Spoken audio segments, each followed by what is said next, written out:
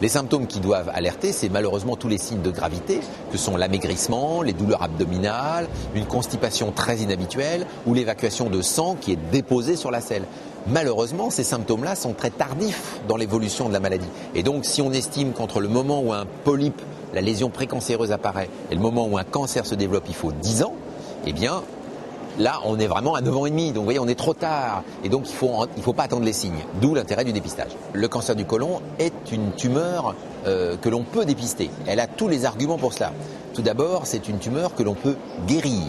Deuxièmement, c'est une tumeur qui évolue suffisamment lentement pour qu'on puisse, par le dépistage, dépister, diagnostiquer des formes précoces, donc de bons pronostics, c'est-à-dire à ce moment-là dont on peut guérir. Et ce dépistage, c'est la recherche de sang dans les selles, de sang complètement invisible, microscopique. On vous fournit une petite plaquette, vous allez aux toilettes, vous évacuez une selle, avec la palette, vous ramassez un tout petit peu de sel que vous mettez sur la plaquette. Vous faites ça 3 jours de suite.